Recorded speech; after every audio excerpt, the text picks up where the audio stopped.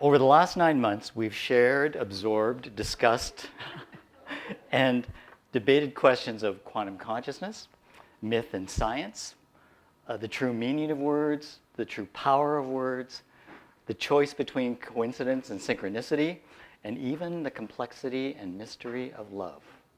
As you can see, we have our beloved symbol of love at the end here, puppy monkey baby. I couldn't get him out of my head. I had to bring him back. Okay? And now he's in your head again.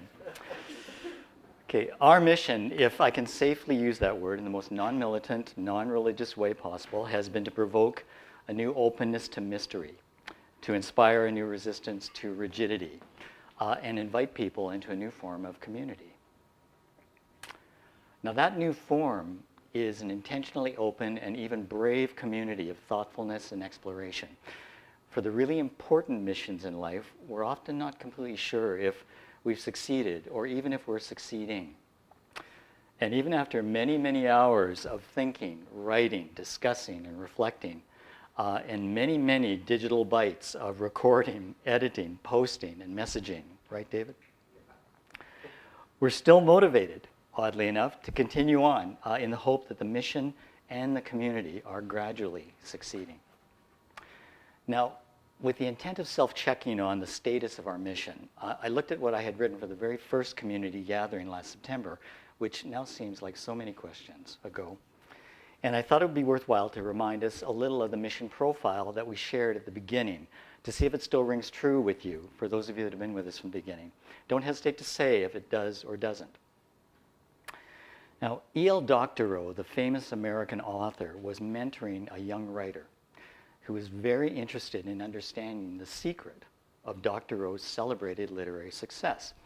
The renowned author shocked the student when he shared his fundamental process for writing.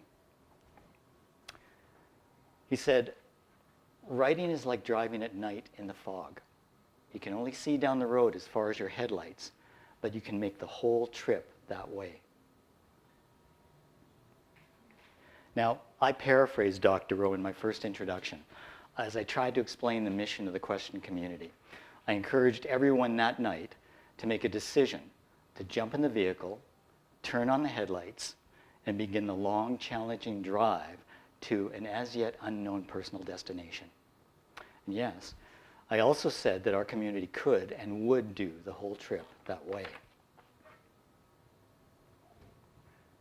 Now, we navigate the questions of life just like a car navigates the road on a foggy night. Our exploration of those questions illuminates the path to unknown answers, just as headlights illuminate the road to an unknown destination. It's quite possible that in the last 9 months, the only significant answers that we've discovered so far are, 1, that the fog is really, really thick. 2, that the destination is still very distant and very unknown. And 3, that the drive itself is actually pretty interesting, even though you can't really see where it may be leading. Now, perhaps that's why it's interesting. The Quetsion community is kind of like the car, and you and I are together driving the car, and we work the headlights. Okay, I know what you're thinking. You're thinking he's going to spin out yet another strange metaphor, like puppy monkey baby, to mess with our heads. And perhaps you'd be right. Now, we live in a constant tension between our desire to know, our curiosity, and our resistance to being told what we know, our cynicism.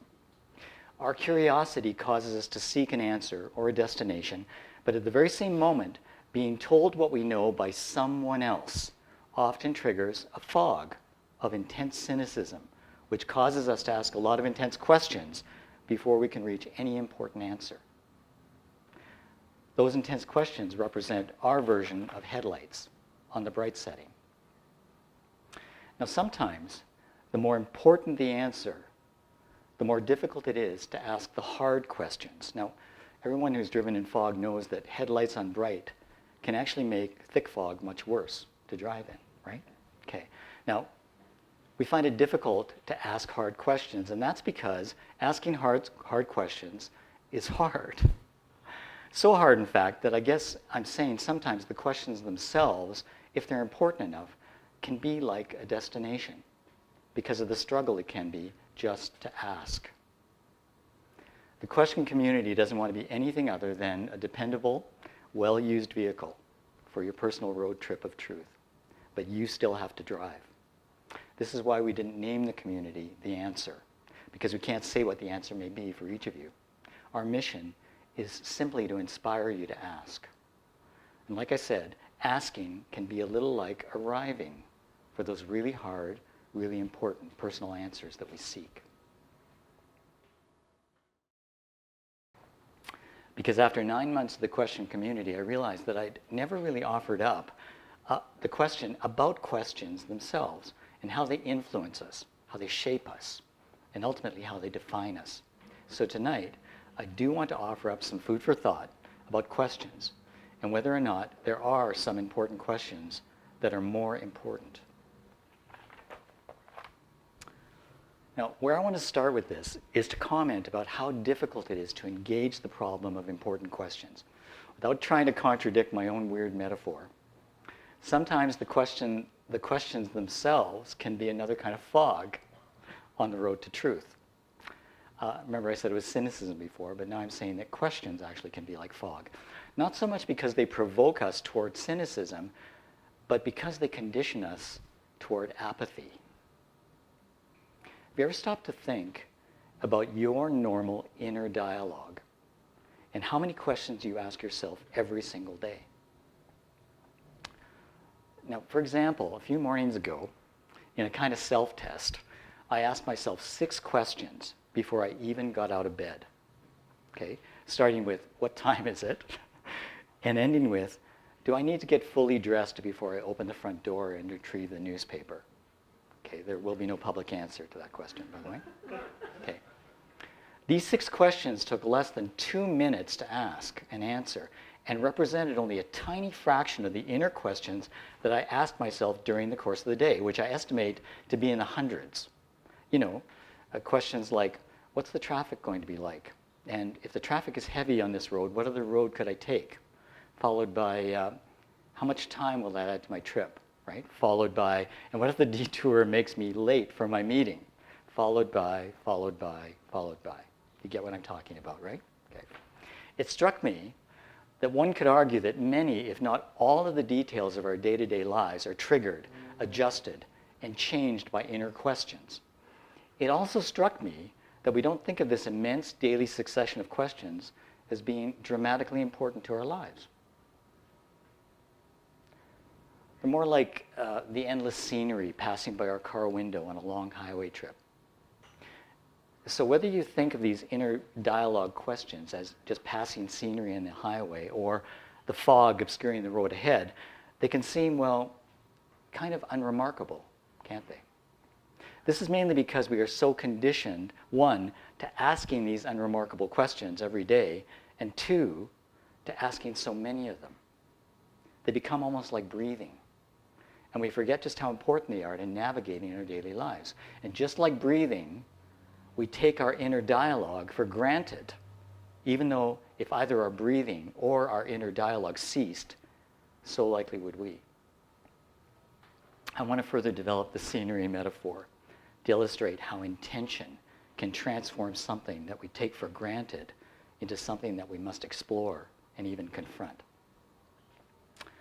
When I was a child, I remember taking those long family road trips to BC during the summer holidays. Now, going through the mountains, the spectacular scenery held our attention for a while, okay?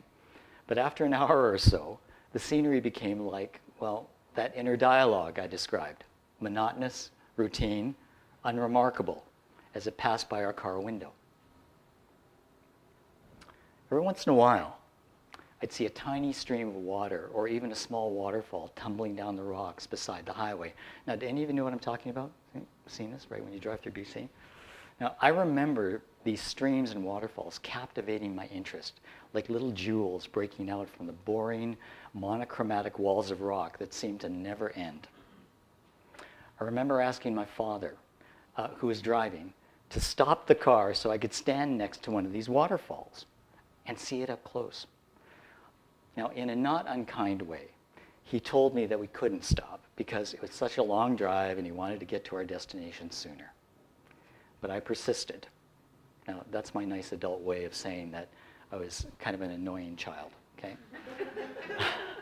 Finally, as we passed one of these waterfalls, he slowed down and stopped the car. He backed the car up on the shoulder, and suddenly there we were, right next to one of these tiny waterfalls. Now, I still remember the noise of the water tumbling down the rock into the little basin next to the ditch. I even remember the fresh smell of the water and the coolness of the droplets as they splashed off the cliffside on my arms and my face. Now, I had brought a small plastic cup with me from the car, and I put the cup under the stream of water for a moment. And then I brought the cup to my mouth and took a sip, and then a whole gulp. Okay? To this day, that was the freshest, coldest, best drink of water that I have ever had. It was, in a small way, a transforming experience for me, which never would have happened had I just accepted the scenery passing outside the car window. Consider for a moment that there might be an inner dialogue version of this waterfall story. Now, some of you may know that I'm a songwriter, but you may not know that I've been working on a record of my original songs. I've been involved in the project for over a year and hope to have the record finished finally by the end of this summer. So in addition to our common inner dialogue of what time is it, what's the traffic going to be like, etc., we can add another layer of inner dialogue, particular to a songwriter recording an album. Now that inner dialogue is full of questions about creativity, acceptance, insecurity, competitiveness, inspiration, envy, and fear. In the months of writing songs and planning an album, yet another metaphorical foggy road looms ahead. And as I said before, these questions about creativity, acceptance, insecurity, and the like can become like the fog or the highway scenery. So for example, talking with other friends and songwriters who are on a similar road, but perhaps with different destinations in mind, caused me to ask these questions. Are my songs too long? Because if you don't want, if you want any radio play or don't wish to overload attention spans, your song shouldn't be any longer than 3.5 minutes. Is that right, Jonathan? Right, okay. Is my song structure listener friendly? You should not have any long double verses. You should have a great hook in the chorus and a proper bridge. Okay, that's just good song structure for the listener. Are my songs upbeat and catchy? Or emotional, but not too dark? Okay? Or poetic, but not too complicated? Remember that art is for the audience. You don't want to lose them, or worse, have them tune out. Okay? So you get what I mean. Now, David Andrew Weeb, over here, in addition to being our tech and social media host, is also our resident music entrepreneur, right? You can find him at dawcast.com. I'll give you a little plug, right? And I know you can relate to this inner dialogue. You have this discussion with songwriters and musicians all the time, right? How do I get on the radio out, right? So I'm sitting in my practice room writing a new song for the album, and my inner dialogue is uncomfortably in highway cruise mode. Okay, it goes something like this. Okay, how long is this song so far? It's 4.5 minutes. Crap. Okay. Now, did that profound thought you had result in a nice, tidy single verse? No, it's a double verse. Crap again. Okay? So which category of song did I write here? Upbeat, catchy, emotional, dark, but not too dark, right? Actually, it's neither.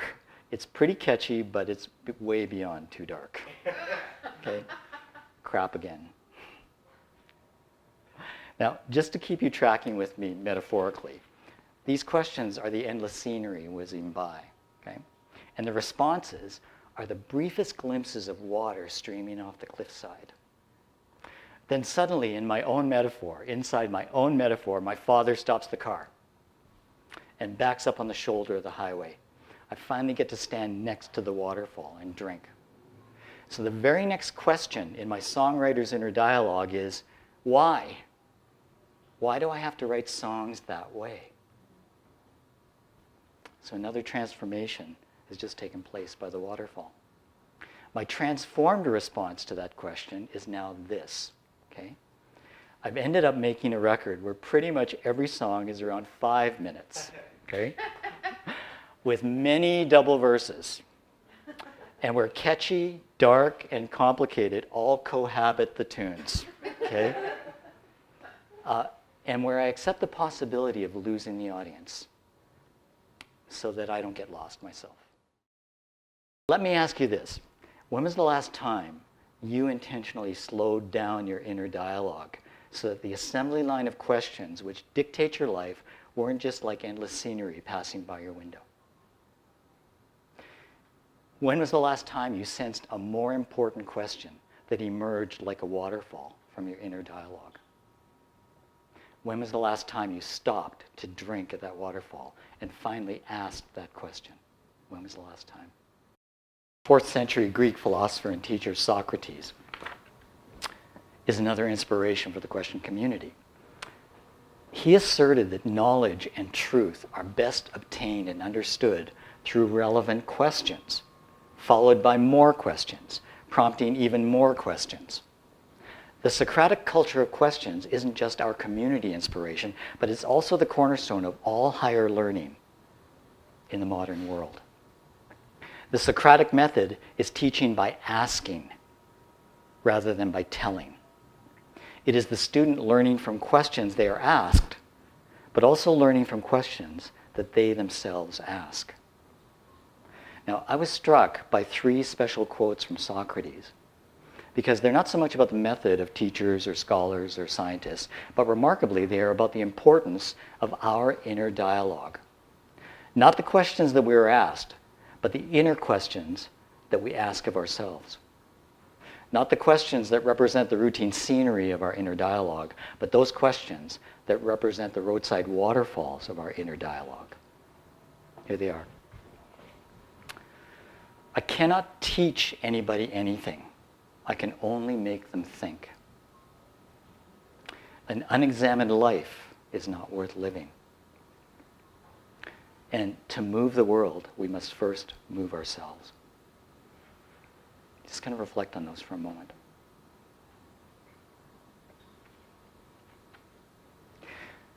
Taken together, these statements may represent the deepest version of the Socratic method.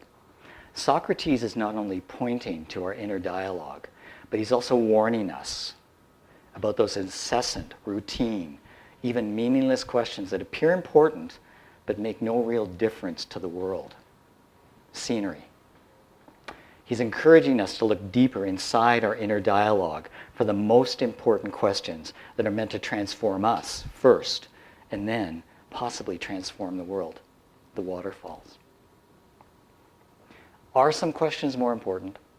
Now, to this point in the presentation, I may not have done much more than illustrate the possibility that not all questions are created equal, and that we have to be especially intentional and especially vigilant about the stifling blanket of questions that make up our inner dialogue and therefore much of our life.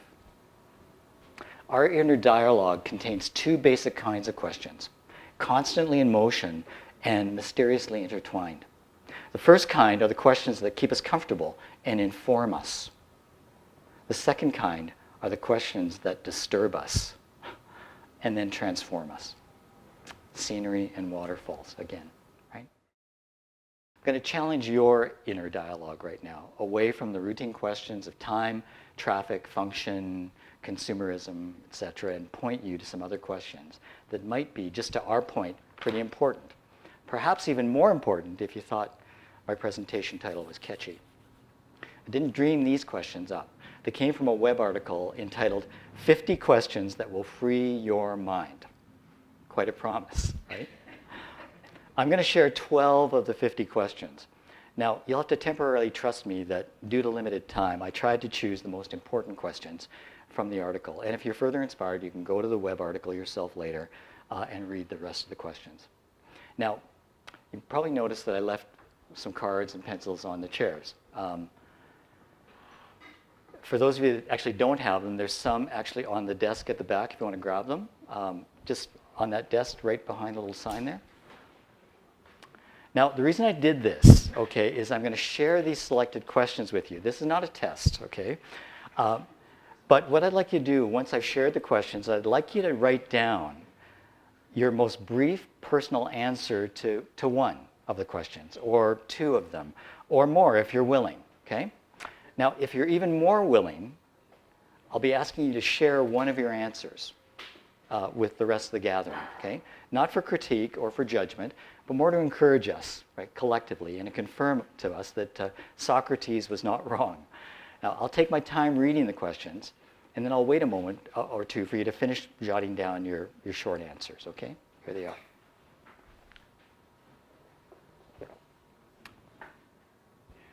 What is the one thing you'd most like to change about the world? Are you doing what you believe in, or are you settling for what you are doing? If the average human lifespan was 40 years, how would you live your life differently? What's something you know you do differently than most people? I thought that was a good one. What one thing have you not done that you really want to do? Again, your answers can be super brief, one word even, okay? Are you holding on to something you need to let go of? What are you most grateful for? Is it possible to know the truth without challenging it first? This is a really good question. At what time in your recent past have you felt most passionate and alive? When was the last time you marched into the dark with only the soft glow of an idea that you strongly believed in? If you knew that everyone you know was going to die tomorrow, who would you visit today? What would you do differently if you knew nobody would judge you? Could we generally agree that these questions could be considered pretty important inner dialogue questions? Certainly not the only important questions, but a decent sample of important questions from our inner dialogue, right? Good sample. Okay, having said that they are important questions, would you say that for at least some of them you're able to think of a pretty definitive personal answer? Most of you got for a couple of them? Okay, good. Sort of like a conclusion, right? Okay. So if these important questions lead us to answers, Socrates would likely be proud of us, I think. Or would he? So allow me to paraphrase Socrates one more time, okay, to remind you of his perspective on our inner dialogue and our important questions. Socrates said that we cannot be taught, but we can only learn through thinking. He said that our lives are only made worthwhile by the examination of our inner dialogue.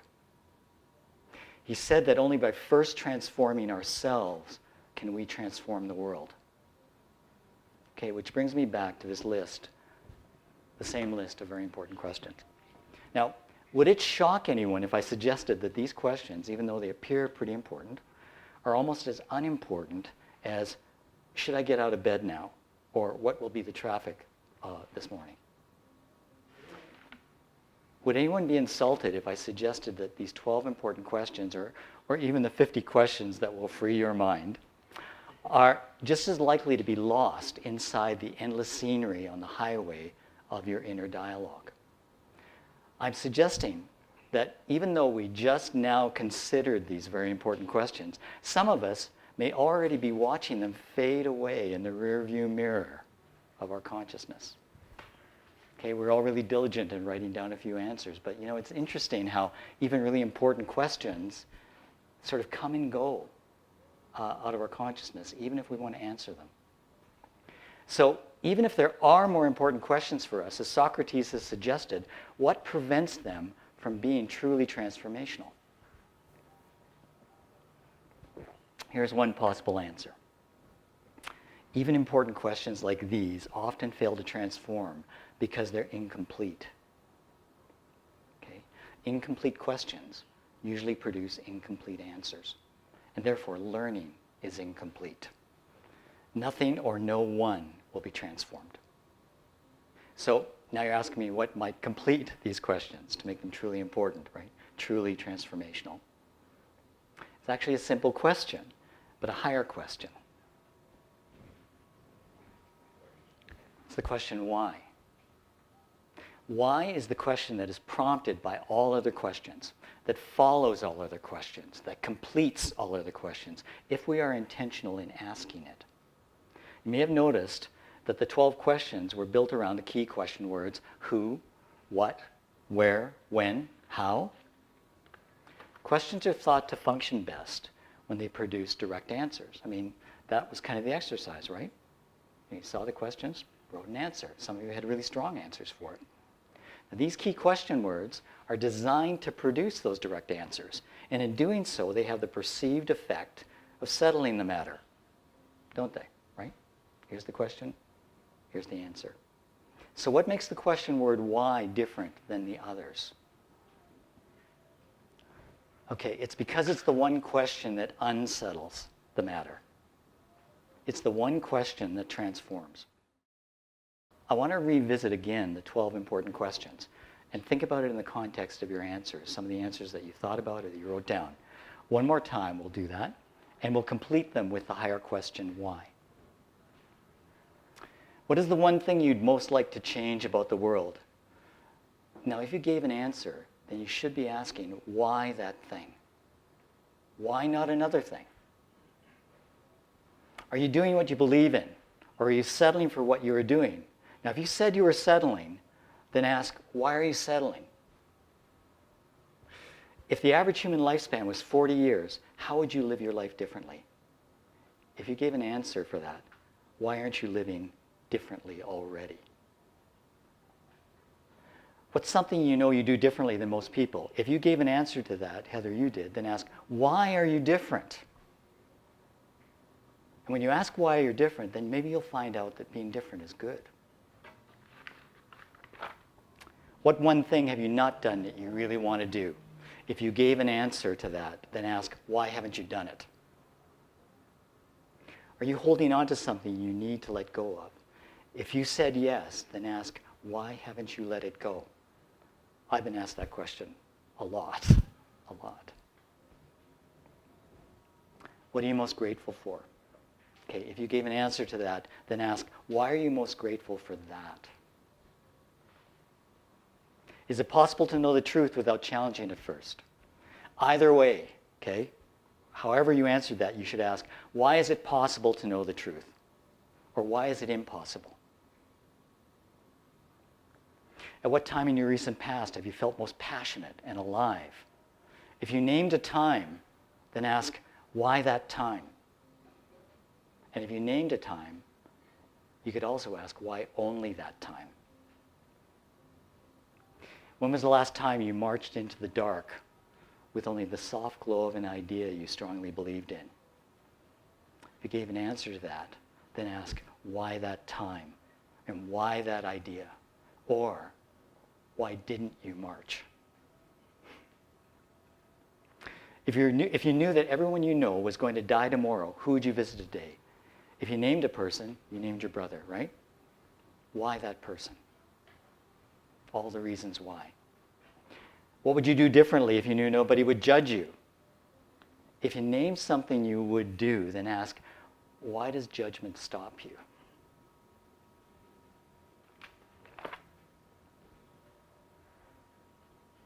You may have noticed that the possible answers to the question why are not so direct, not so simple, or as easy to leave behind as the who, what, when, where, and how answers are. This is because who, what, when, where, and how are questions that prompt information, but why is the one question that prompts transformation.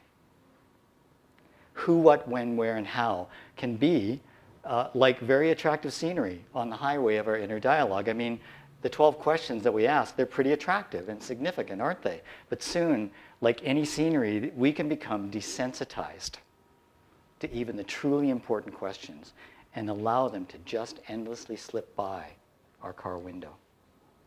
We actually have to stop the car to ask why. I'm going to share with you a video clip from a great HBO series called The Newsroom. I don't know if any of you have seen The Newsroom. It's about 6 minutes, but it's a wonderful artistic illustration of a man confronting the tranquilizing conformity of questions. You can almost feel his inner dialogue, his life, and his mission being transformed by a more important question. It's his waterfall. University with sort of a far left liberal and a far right Republican. He was so committed to being popular with his audience that he realized during the course of this that he never committed to anything. But that finally, something inside his inner dialogue woke him up. Well, he was just playing fictional... Yes, yeah, this is from like a television series. But I thought it was a really great illustration of what it's like to sort of confront the waterfall. And you can kind of see that that's what he did. I thought you might be interested in this one. Thanks for being patient with the clip. I close with this question about questions. Is there, in fact, a more important question? A question that rises above other questions. A question that defines other questions. Now, to be fair, asking questions is by nature intentional. If we didn't wish to know, we probably wouldn't ask. We ask these questions all the time for both reasons big and small. And we ask questions constantly to fuel our inner dialogue. Who, what, where, when, and how are the road signs, the rest stops, the construction zones, and the tourist traps on the highway of our inner dialogue. These questions are by definition what we might call the known points of interest on the map of our personal journey. They can be important or not, but all of them are designed to produce a specific answer. And they provide a little temporary certainty and even a brief moment of closure on this long, complicated path to the truth. One of the key benefits of Google Maps is that a tested, known route with all the known points of interest marked pretty much works for everyone. One size fits all. But if a tiny waterfall appears next to the highway because this year the snow melted a certain way, and if a single shifting rock changed the direction of the meltwater, and if a beaver chose one tree over another to fell in its path, Google Maps is unable to mark this particular point of interest, okay? Because this waterfall may only appear in this exact place just this once. It may only appear just this once as a unique experience for a select few people, or even a single person. I felt like that's what happened to me when I stopped for that waterfall when I was a kid. And yet, it could be the most interesting point of interest on the whole trip, but only if you stop the car when you see it. And then, if you're willing, drink. The question why is like that unpredictable hydro anomaly that drives Google Maps crazy, okay? It could be the most important question because it can and perhaps should follow the answer to any other important question that begins with who, what, where, when, and how. This is especially true when these questions are guiding our inner dialogue and our personal destiny. So if we're asking ourselves important questions, okay, like what, the answer might be this. If we ask ourselves how, the answer might be this way. If we ask ourselves where, the answer might be here. If we ask ourselves when, the answer might be now, okay? And if we ask ourselves who, the answer might be me. Now we can end the dialogue there, as we so often do. But we can also choose to turn the dialogue into a debate. We can choose to transform the information into a confrontation.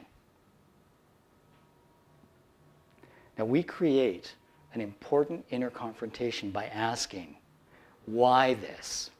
Why this way? Why here? Why now? Why me? Taking the time to think about why on the highway of your inner dialogue is like stopping at that unmapped waterfall. Asking why might turn out to be the freshest, coldest, best drink of water that you've ever had. It could transform you and then possibly transform others.